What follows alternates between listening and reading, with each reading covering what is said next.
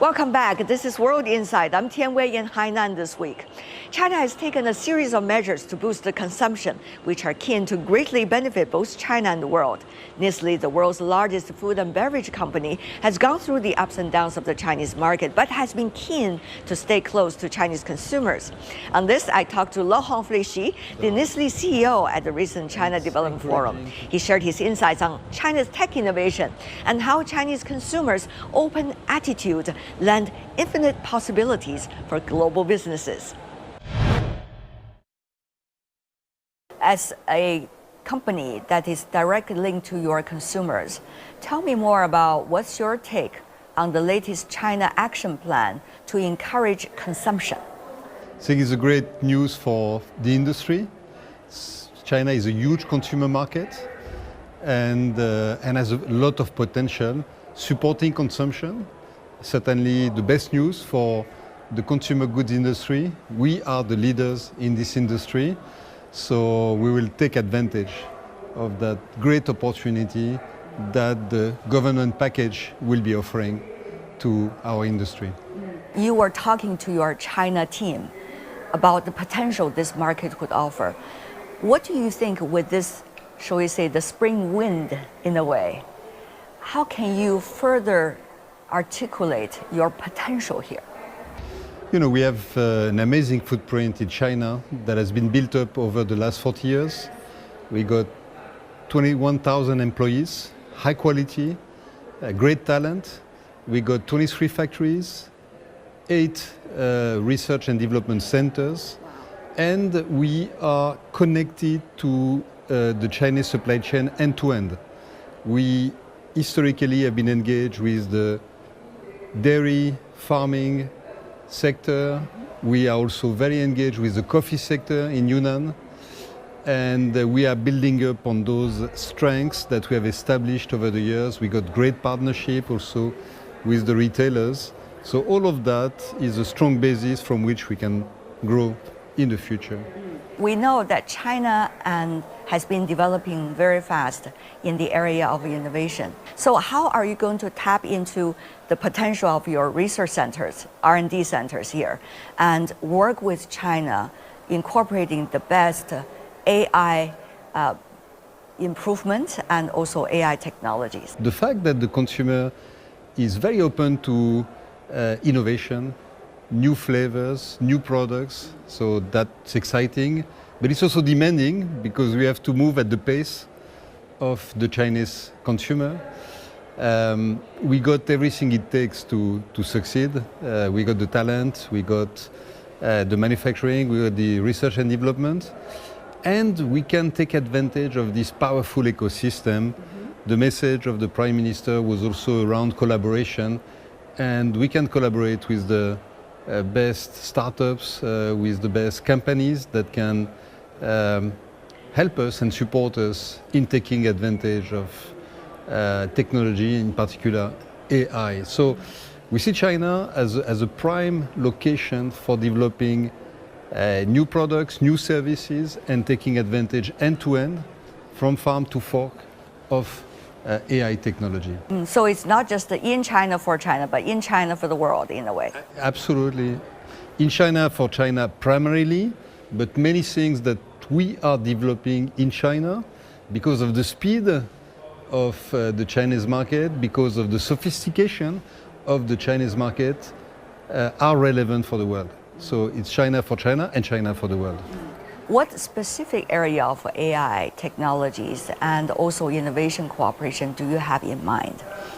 You know, everywhere there is data, we can leverage AI, and we are a data-rich company. We have one system as a backbone, and we connect more and more with suppliers from ingredients down to the consumers and everything in the middle, and everywhere, at every step, we can apply AI. Probably the most spectacular, we were talking about innovation, is how we can leverage AI to develop new products, to develop new recipes, starting with understanding also what the consumers want. So there are applications across the organization. There is not just one area that we should highlight. everywhere we can deploy AI. Yeah. We saw some of the large language models, ChatGPT, DeepSeek coming from China, for example. It opens a lot of possibility in terms of open source and having companies all over the world to be able to build upon that. Yeah, and I think it's really, there are lots of talks around, will it replace labor? So yes, of course, in some areas, AI will replace labor, but I think we should see it also as the opportunity to augment, to strengthen our colleagues, that they can be enhanced by the possibilities that Gen AI is offering. We see the productivity rising, we see the eyes opening to what the world can offer. So I see it as a multiplier of the labor force, and certainly a great enhancement to productivity. We also see tremendous development in curiosity about new technology among Chinese consumers. Sure. They are always ready to test and ready to try. Yeah. So whether companies are fast enough to keep up with their appetite. Yes, speed is something which is very, very key, and we can learn from China. All we see happening in China at the speed of light should apply also elsewhere. So in this respect, it's so China for the world. And I like this speed, I like this energy that we see in the Chinese market. This is an inspiration for a company like ours. Your company is huge. It is? Complex. Yes. And there are so many priorities, one could argue, for a business leader like you to think about, especially at a time when you have so much uncertainties around the world. Yes. So how would you prioritize? I'm always curious, especially these days, for you to be able to have a sound sleep every night, how would you prioritize governance, technology, innovation, market, trade policies, and the list goes on? It's a great question. I think we got a massive advantage that we are the most global company. We operate everywhere in the world, 188 countries. But we are the most local. When we are in China, we are Chinese, we want to be Chinese, we have primarily Chinese leadership, we invest in China, we develop our connection with the Chinese ecosystem. So we are Chinese in China, that's the way we see it. So how does it work? My task, my role with my leadership team is to define the priorities, to define the framework in which I expect a country like China to undertake, to develop, to take initiatives. So that's, in a way, freedom in a framework that I see as a concept. So I try to define the priorities for the company to leave the space, to leave innovation, to leave the speed happening at the speed that China as a market requires. I cannot dictate that from Switzerland. That has to be defined here. But what I can do is define the priorities, which area, which innovations will we prioritize, and then leave total freedom to the Chinese leadership to develop China, for China and for the world. Your team, through the grapevine, they told me about how much trust you have dedicated to them, and you are a master of people. I think these days business leaders are having a tremendous challenge also to balance how much to be able to make the team make their decisions, but how much also has to be very much coming from the center because the world is changing so fast. So how does that work once again? It's a very good question. And first you need to have the right people. We are very, very fortunate at Nestlé that we can attract the best talent everywhere. So you need to have the right people with the right values as well. And then define the priorities very, very clearly. Support the teams to innovate, undertake, give them the resources so that they can thrive in their country environment like China. I want to make sure that China has got what they need to be able to develop the business. That's the way it works. And define very clearly what should we decide centrally and what has to be decided locally. And by default, everything connected to the consumers and to the customers should be, as much as possible, defined locally. There is no way we can dictate from Switzerland what is right for the Chinese consumer. It has to be decided locally. That makes sure that we are relevant, and that provides the speed in decision making. If you think about it now, the geopolitical situation is really complex. Yeah. Geoeconomic policies could also be changing all the time. So different markets have really very different policies. Yes. And these different teams are having different interests in order to make sure your company grow in different markets. So that kinds of balancing has been very challenging. I heard from a lot of global CEOs. What about in your case? It is a challenging world, there is no doubt. And it's encouraging to see the message from the Chinese leadership about how positive is globalization, about global cooperation. And I think we are at times where we need to build bridges and not to build walls. And the walls to you, what are those? Tariffs? The walls would be tariffs, protectionism, for instance, everything that creates fragmentation when we need simplicity and ease of doing business. The business is not easy, so if we got barriers along the way, it's not supportive to economic growth. And if there is no economic growth, it's difficult to get social growth. So again, we have this unique dimension that we are global and local at the same time. Defining very well the priorities and making sure that they are understood by the teams is so critical, and then you need to trust. If you got the right people, if you have clarified what is a global strategy, then you need to trust that they will implement the right strategies. Trust and control a little bit, of course. But I think we got a unique setup in this respect that we understand global, but we understand local as well. That's internally. Yeah. But also you as a business leader also need to communicate with associations as well as even policymakers directly. So how is that part of the work working for you since you come into the office, probably at some of the toughest times of the world in recent decades? Yes, and you're right. And I think Nestlé as a company can play a role to address some of the most critical issues that the planet is facing, like climate. Food ingredients have an impact on the climate. Food security, you know, that you got 2 billion people on the planet that do not have access to enough food, access to water. And on the other side, you got 2.7 billion inhabitants on the planet that suffer from overweight or obesity. So we can play a role in this respect. And there is also a third area where we are putting a lot of focus in the spirit of creating shared value. This is giving access to the youth to employment. I know you're very passionate about that. I'm passionate about that. It's half of the world population. Future is the future. Youth is the future. And the future starts today. So they are the present and the future. And we need to help them make the bridge from education to employment.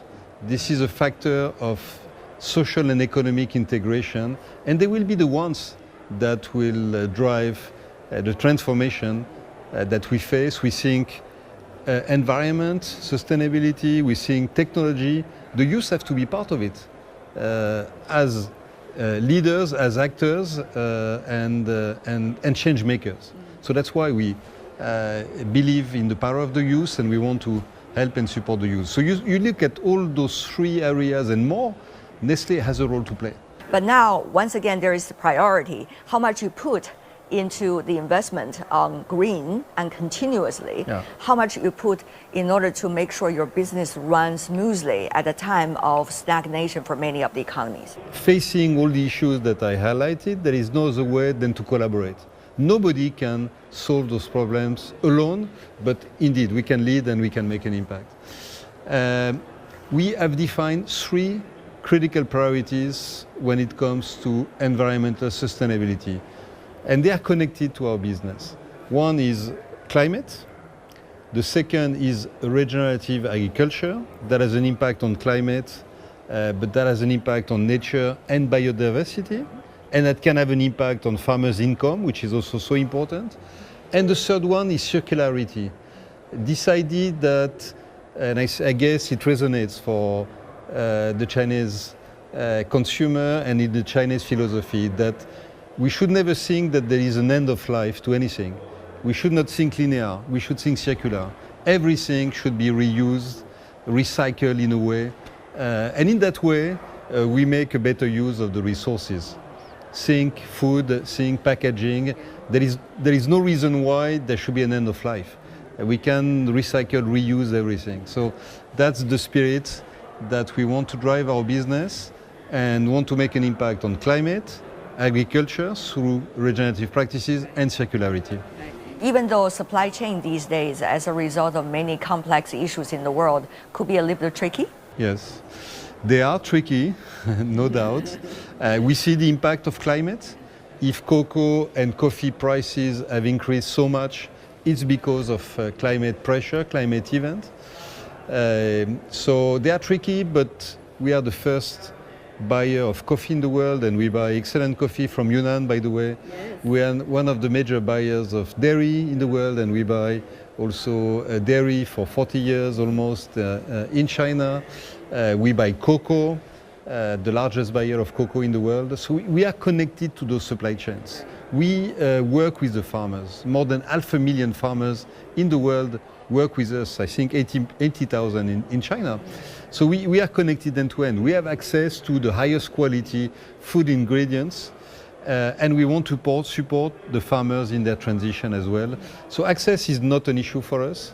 Access to high quality ingredients is not an issue for us, and we want to be part of the transformation that is happening at the moment. Not only be part, but lead that transformation. About youth development, you have been consistently working on that over the decades. Yes. My respect on that. Thank you. As a result.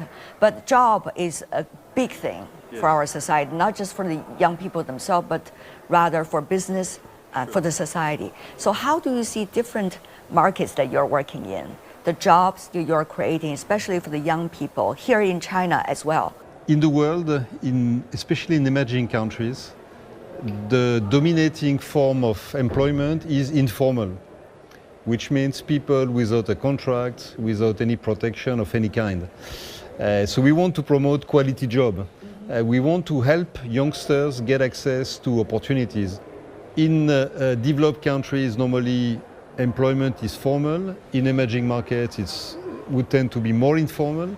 So everything we can do to promote quality job, I think, is good for the business. It's good also for the society, for the community. Because a youngster who is integrated, who has a job, is a youngster integrated into the community. A youngster without a job, without education, is staying at the margin, and it's a problem for himself, his family, and the community. China and the European Union are celebrating big anniversary this year. Good news for politicians, but it's not just for politics. It is about interactions on so many different fields. Yes. As a business leader, what do you think should be the potential of both sides together? The potential is tremendous. You got two of the largest economies, China on the one hand and the European Union, that have a common view on many things. But also many other economies inside Europe, including Switzerland. Absolutely. Switzerland is also absolutely for cooperating, is an open economy. I see so many commonalities around the green transformation. Both sides are interested in the green transformation. Of course, technology, I think China can bring a lot to Europe, and Europe can also bring to China. So cooperation around technology, around the green transformation are huge areas of cooperation, plus two large markets as well. I think the fact that there is this willingness to enhance the cooperation, to further develop the cooperation is good news for China, good news for Europe, but good news for the world. We need those cooperations with like-minded leadership, and that's to me a good news not only for the two two of the largest economies but for the world globally, as those can be engines for the world. We hope it's not too late. We hope it's right on time. I think it is on time. It's never too late. And we need, again, great collaboration to enhance productivity, to create value. And I see this relationship as very, very critical in what is today increasingly, unfortunately, a fragmented world. As I said, we need to build bridges and remove the walls as much as we can. So the fact that we see the bridges between Europe and China strengthening, developing is a great news for Europe and China and for the world. Thank you so much. Thank you. For It was a your pleasure. insight and input. Thank you. Really appreciate it. Thank you.